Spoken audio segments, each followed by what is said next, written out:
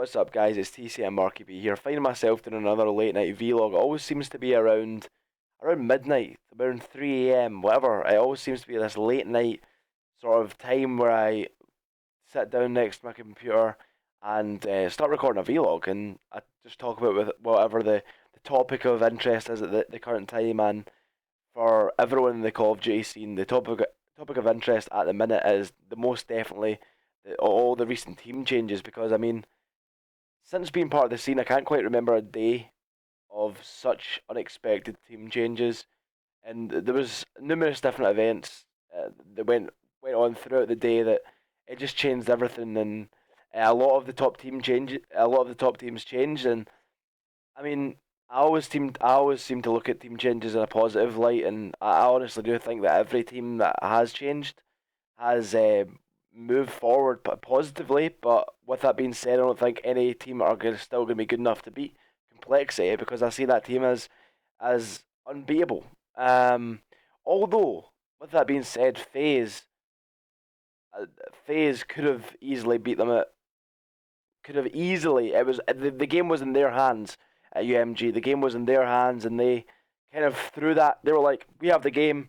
This is ours. We're going to beat Complexity. They're going to be in the losers bracket. Here you go, Complexity. Hit back, boom." And I mean, that's really harsh that I'm saying that, because I mean, I've had games that went that way before numerous times at events, and it really is kind of hard looking back at it and thinking ifs and buts. What could we have done? And obviously, it's Call of Duty. Like the heat. There's numerous different things that can happen in game. For example, I'm not quite sure what happened through it, but I just remember watching the stream. Remember, there's one point where Classic challenged the guy top pawn, which was a crucial moment in the whole situation. But I think the other people who didn't challenge then got picked off somehow.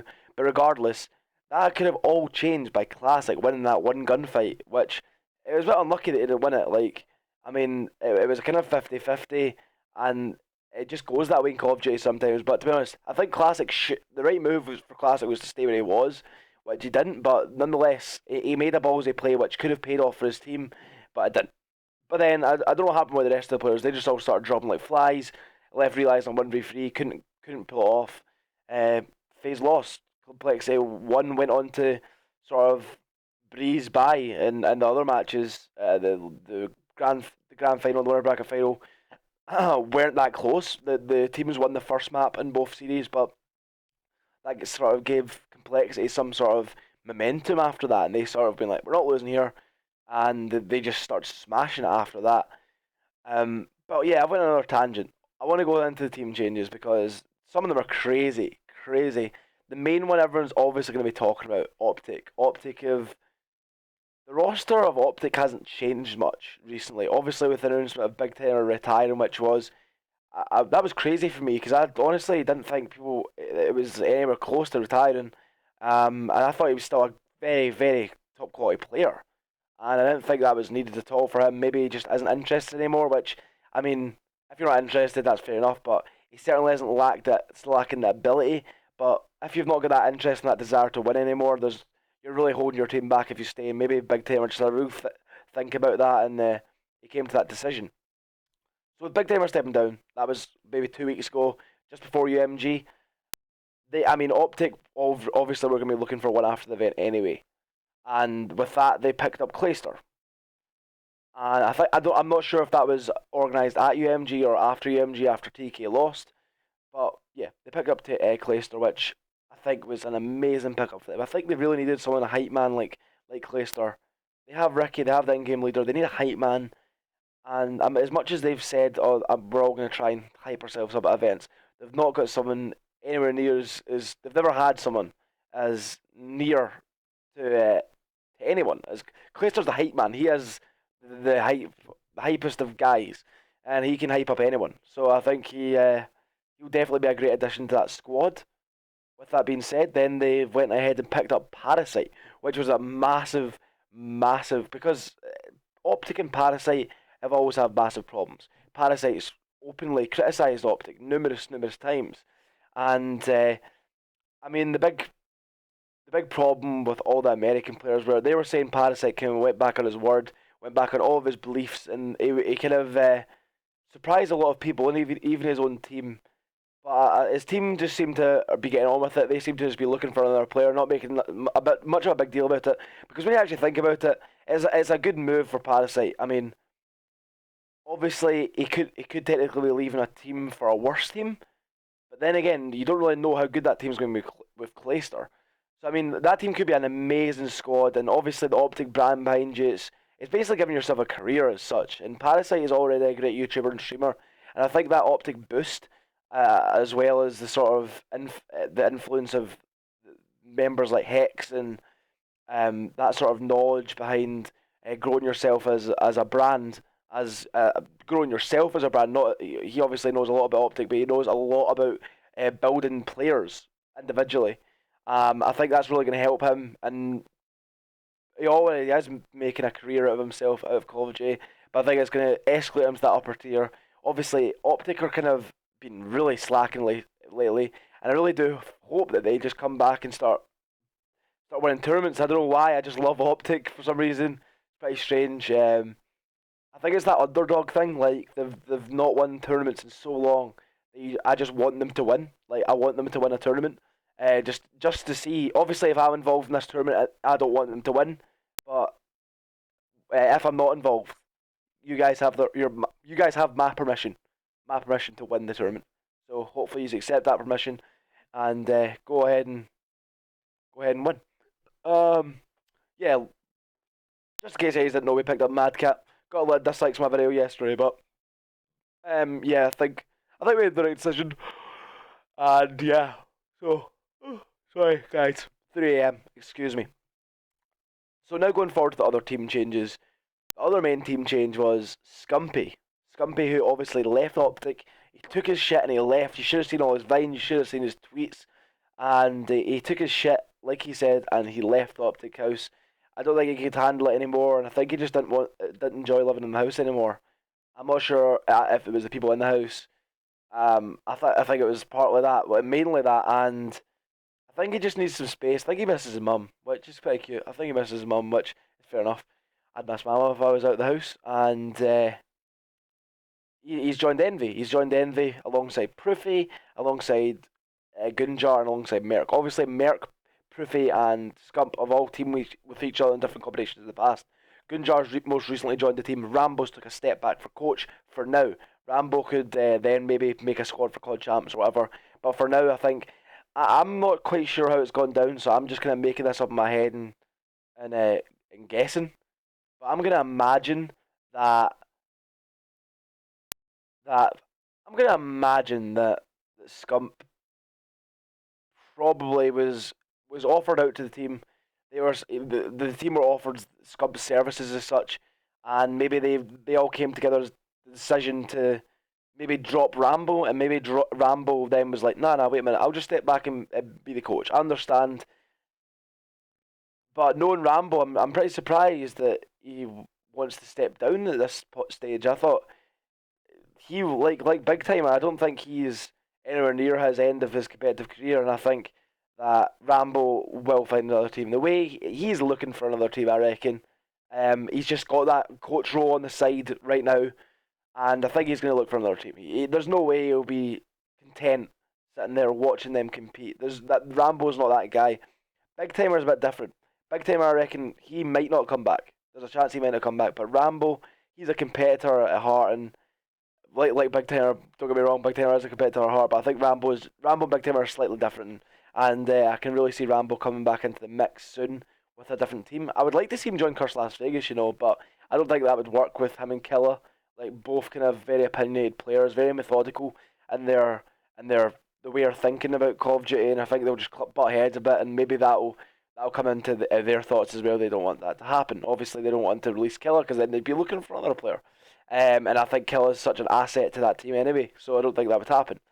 But there's no other options that I can think of for Rambo at the minute. Maybe linking up with someone else in the future. Maybe I'm not sure. Maybe TK. Who knows? Who knows? There's a few options out there, but I'd like to see. One thing I'd love to see, a few people have mentioned that I'd love to see Swanee. A few people have said Swanee should join Curse Las Vegas.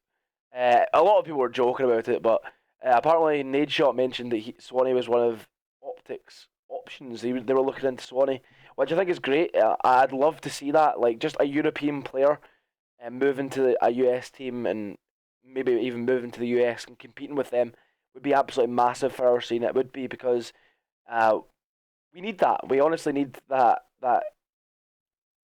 glue to stick us together. We need to become one community. We are still separated. We are still the EU community and the NA community.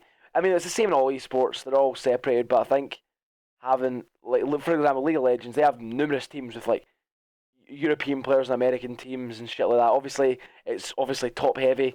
American teams are mainly stat with North American players, but I'd like to see European players sort of get that opportunity, moving out there, making a career for themselves, because America's where it really is at for Call of Duty esports. Unfortunately, because esport is obviously massive in Europe, but for Call of Duty esports in Europe isn't as big, and I think the reason for that is because it's the communities, because Call of Duty is a connection based game, right? So it's a connection based game, and it also appeals to people who are maybe of the younger age. So a lot of these people don't know other languages and stuff, so there's a very large language barrier in the European scene, obviously with different countries like France, Germany, Spain, everywhere, Italy, where there's so many languages in Europe. Whereas in America, I mean, there are some sort of there's no real language problems amongst the whole of America. Everyone, they all speak English, and they all speak fluent English. It's not a problem. Um, so yeah, and I think that really is a problem because there's not that connection problem like I said in Europe, because obviously we're across the sea from each other. There's that major problem. So UK teams don't really scrim against French teams that much. We occasionally scrim against Vitality. That's probably the only foreign team we play, and I mean, and then you've got the likes of the Spanish teams, the Italian teams, the German teams. Play SK occasionally as well, but apart from that, I mean, the competition really isn't glued together. It's all kind of clunked out in different countries, and each country has their own sort of community, whereas the NA is all one, which helps them to kind of propel their players to they all support like whoever. Whereas in Europe, people support the Spanish fans support the Spanish players, French fans support the French players, the UK fans who don't support anyone because well, that's not true. There's a lot of great UK fans, but I think that UK has some sort of attitude against. It's not cool to have to support people. It's not cool to be a fan of someone. They want everyone in the UK wants to have fans, even the unknown players. Like everyone, it's maybe I think it's maybe the UK as a whole, not even Call of Duty. Maybe that's our attitude. I'm not quite sure, but I kind of went on another tangent once again. I'm very good at doing that. What other team changes went down? So Curse Las Vegas looking for one. TK obviously looking for one because Clayster left and obviously Parasite left. Curse Las Vegas. Who else? SB announced the dropping of Fears, which I didn't see too much of SB at UMG, if I'm honest. I know they placed fourth, which is a great placement for them. I mean, they've really proved me wrong, to be honest. I mean, I never thought much of them. Obviously, they're full of championship caliber players, but I just thought maybe they weren't there anymore. Like they weren't championship caliber players anymore. But they've certainly proved me wrong by getting into the top four, narrowly losing against first and second, and obviously now they're looking for a new fourth. I'd like to see who they pick up. Mad Cat's played with them previously in online tournaments. Hopefully it's not him. Nah, I'm joking. I don't think it's him. But yeah, I'd like to see who they pick up. One more thing I need to talk to you about before I go. Just one more thing. Where is it? Where is it? I'm looking for something, guys. I need to. Wait. Right. TCM are giving out one of these controllers, guys. They're giving away one of these TCM Burn controllers. I use it. I've not used it at an event yet, actually. So next event is gonna be my first event using this. I've been using it online for about a month, 2 months maybe.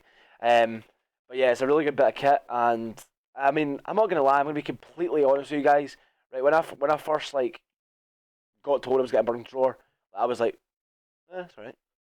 And then got my hands on it. It just feels so perfect, and it was honestly a real surprise to me how good it felt and how.